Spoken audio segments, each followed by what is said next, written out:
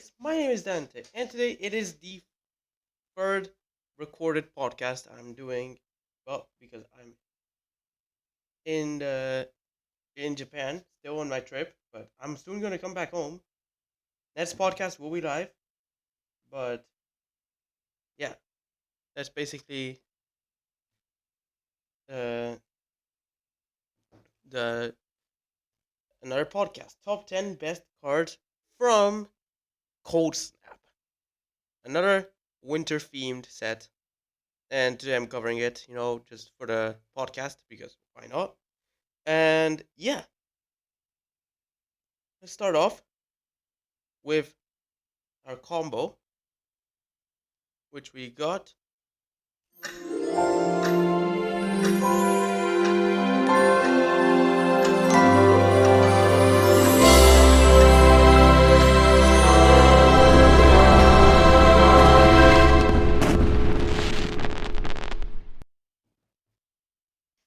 All right, we got Training Grounds, Rousing Refrain, and 10th Doctor. Well, Rousing Refrain and the 10th Doctor alone is could be enough. I mean, the opponent needs 8 cards in hand for this to work.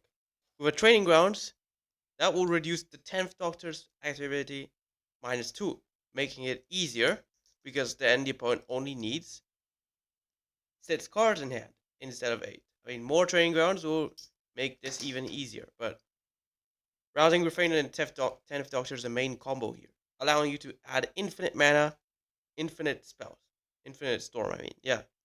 Because Rousing Refrain adds mana, depending on the number of cards in an opponent's hand, and then phases out, no, not phases out, suspends itself 3 time counters, and suspend free for 2 mana.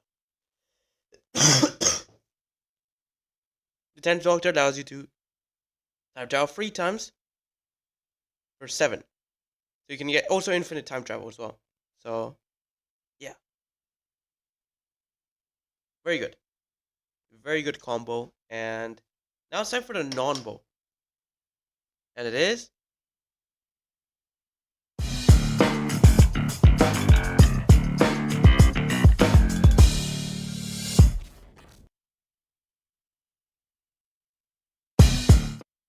So, Death Render, well, it does a die trigger when the equipped creature dies, When the equipped creature dies, you put a creature from your hand on the battlefield and attach it to it. But Rest in Peace will stop creatures from dying, because cards and tokens will exile themselves instead of hitting the graveyard.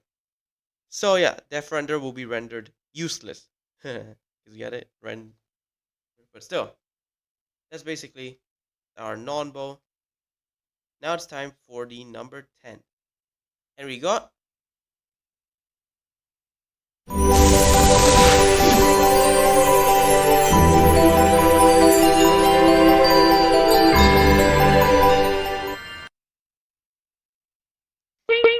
Braid of Fire, a 2-mana enchantment, cumulative upkeep, add 1 red.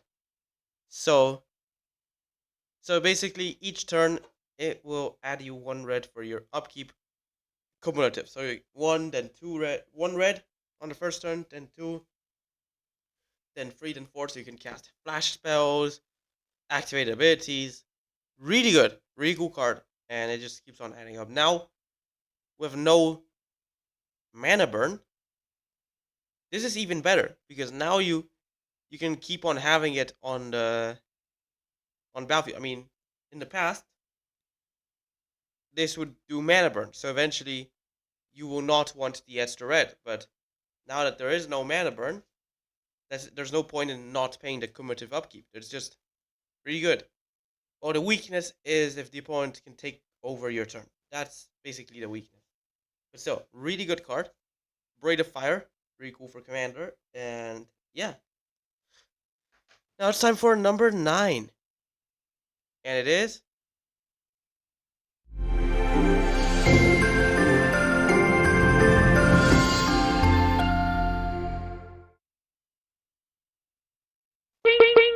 Hakon, Stromgold Scourge.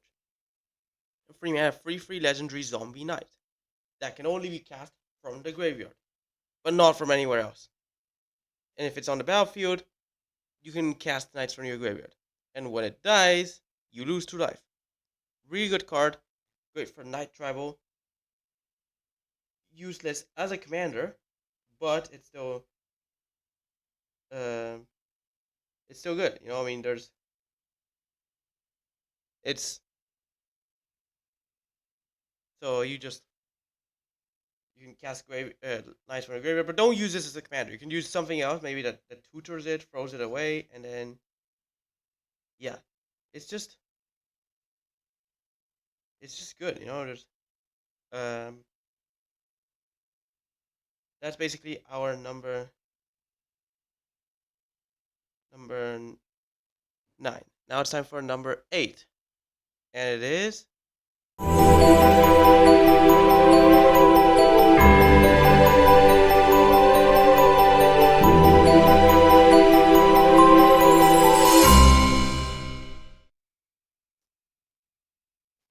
what?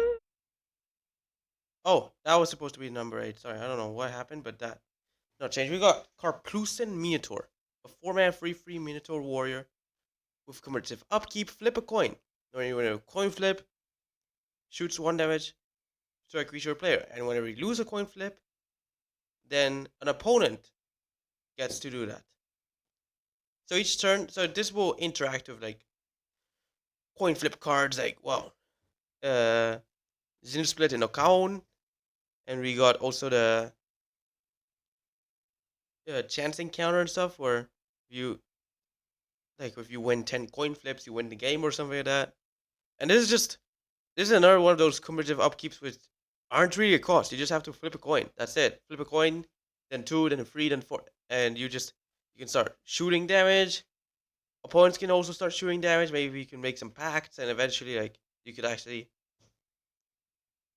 use the coin flip loss to your advantage to reduce, like the loss of the coin flip. Yeah, really good card, and you could just use it in coin flip decks. I mean, I have mentioned this card in my coin flip podcast, and it's just really good. Ah, let's go to our number 7, and it is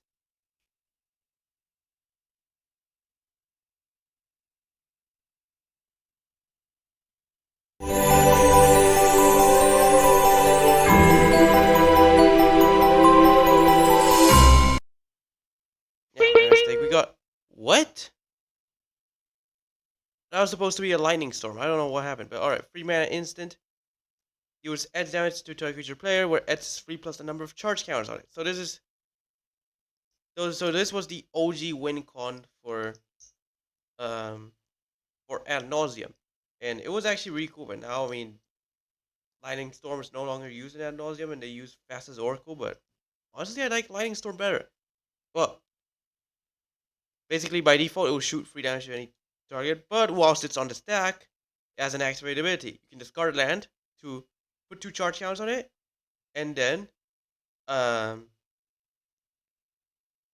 change your target. So you can shoot 3 damage, your opponent can change it to 5 damage and hit you instead. Or you just pull up and say, you know what, I'll throw away my land too. 7. I'll throw away another land. 9. And then your opponent like, oh shoot. And then yeah, that that's basically how Lightning Storm works. Really cool. At least 3 damage. Could be more by throwing away lands as fuel. So that's yeah. It will just fuel the Lightning Storm. It's just really good. OG win con for Ad Nauseam, and now I mean Ad Nauseam died out, came back again for a little while, using Fast Oracle, and now it's dead again. Still, but yeah, Lightning Storm, OG Ad Nauseam win con, really cool. Yeah, let's go to our number 6.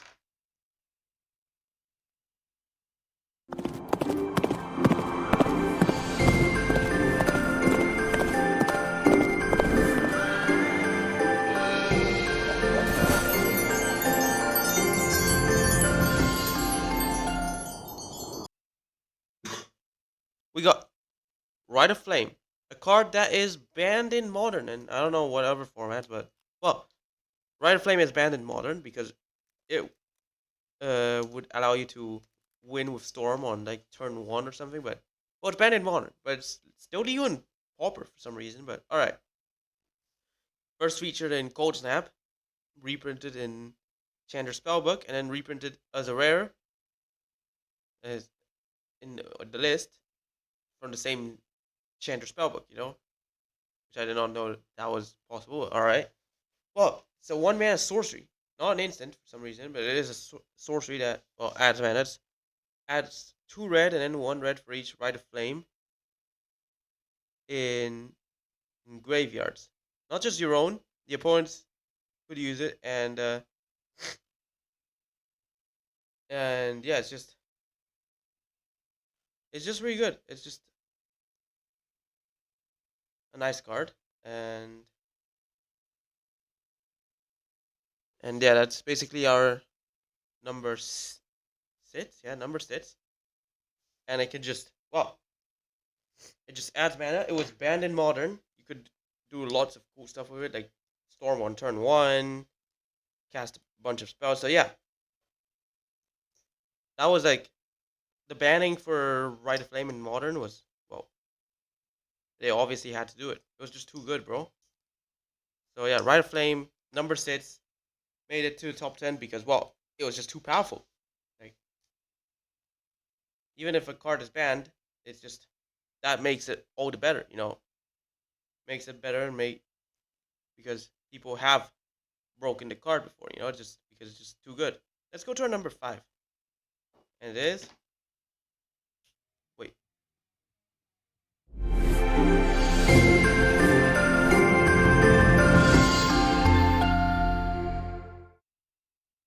we got Arkham Daxon, a really cool commander, 4 mana 2/2 legendary human artificer. With tap, target artifact creature's controller sacrifices it, and then searches for a non-creature artifact, put it on battlefield, and shuffle his or her library. So this is a weaker version of Tinker on a stick, allowing you to swap artifact creatures for non-creature artifacts. Kind of like Tinker, but Tinker would work for any artifact. But you could just throw in some big stuff with it, throw away small creatures like servo tokens or even an ornithopter, and then you get big stuff like Dark Steel Forge or mirror stuff or something. Yeah, just really good card. So yeah, that is basically our number 5. Really good card and a really cool commander as well. Blue artifact commander. There are lots of blue artifact commanders. I'm gonna make a video on blue artifact commanders. But all right, let's go to our number 4, and it is.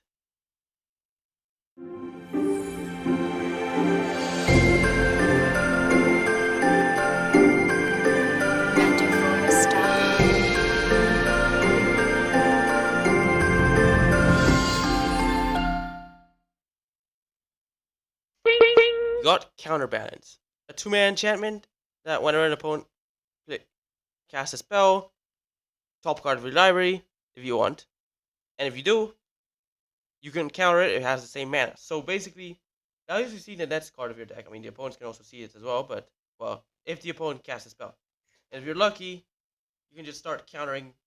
You can counter the spell, like back cost, and then if not, then the opponent will know what card you have on top, so they will see what spells they cannot play. So you could you have a 3 mana spell on top.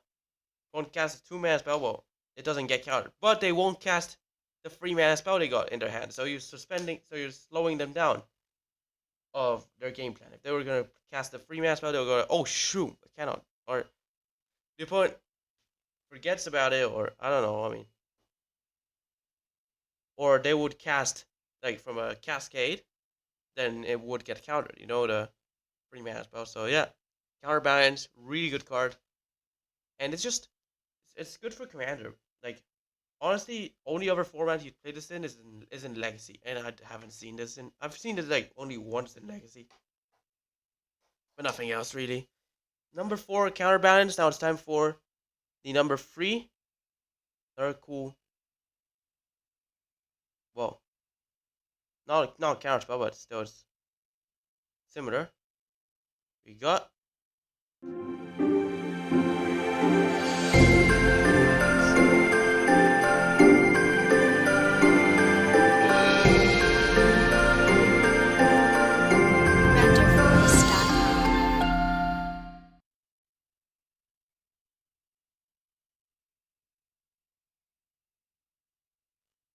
renderforce.com. Commandeer. Similar to Force of Will, but it's actually a 7 mana instant that you can adds out 2 blue cards from your hand instead of paying the cost. So yeah, like instead of 1 card, it's 2 cards. So but but you can cast it for free instead of paying for 7 mana, and you can steal a non-creature spell. So that's really cool, and yeah, it's just you can. It's been playing now. It's like honestly, this was just a commander card, but now we go on MTG Goldfish.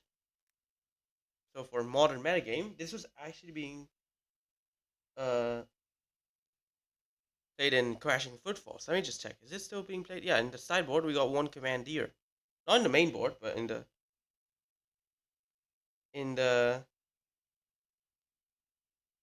uh in the in the sideboard there's 1 Commandeer. It's just that one counterspell that you won't expect. It's similar to Force of Negation. And the cool thing is that well you would uh you would steal the spell. So yeah, it's just really good. It's not yeah, it's just good. So let's go to our number 2. And it is renderforce.com.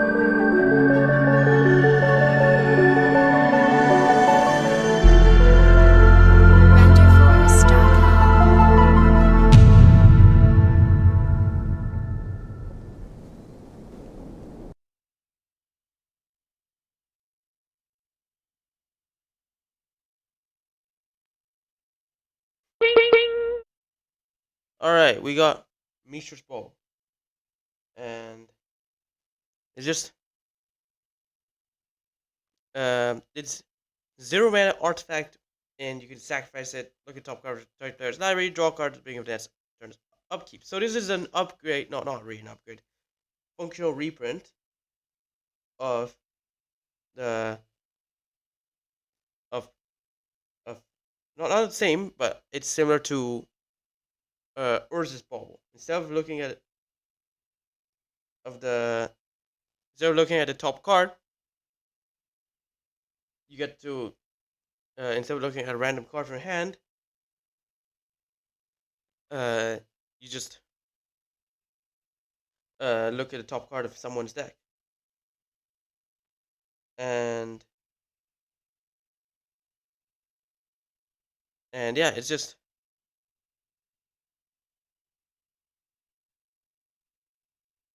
really good, and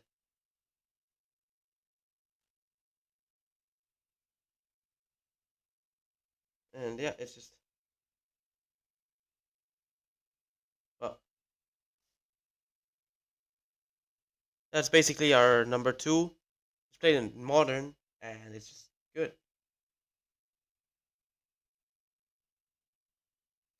That's number 2, and yeah, that's basically our number. Mistress Bobble number 2. Now it's time for number 1. Being played modern.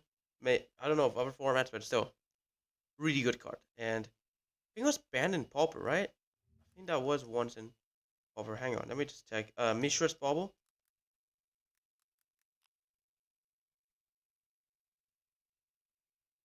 Let me just check. Mistress Bobble. No, banned in Historic. It was never legal in Pauper. Never mind. What that was banned in Pauper, but no. Nothing else. Let's go to our number 1. And we got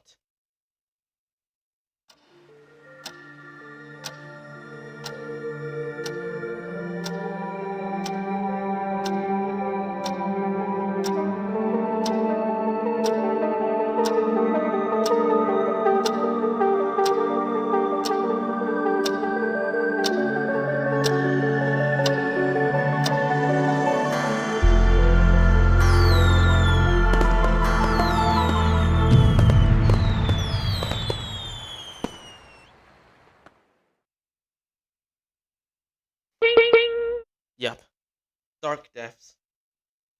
Uh,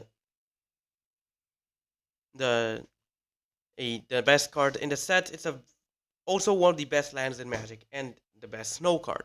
Legendary Snowland. That ETBs with 10 ice counters on it. Free mana. Remove an ice counter from it. And if it has no ice counters on it, sacrifice it and create 20/20 Merit Blade.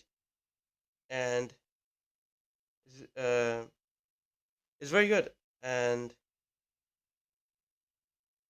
yeah, it's just a really good card. You could interact with it and, well, throw away uh like all the counters, like use stuff like Solemnity that the counters cannot be put, or use Thespian Stage that will copy it and it will not have the counters on it, or what else? A card that could just there's this vampire that could just remove all the counters from it, and yeah, it's just good. It's just a really good card. That's basically our number 1, Dark Depths. So this is the number 1 card in the set.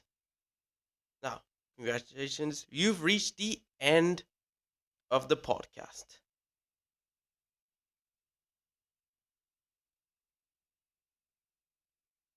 Thanks for watching. Hope you enjoyed it. Like, subscribe, follow my channel, share friends, stay tuned to the streams and podcast. The podcast will be live every Tuesday. And Merry Christmas. Bye.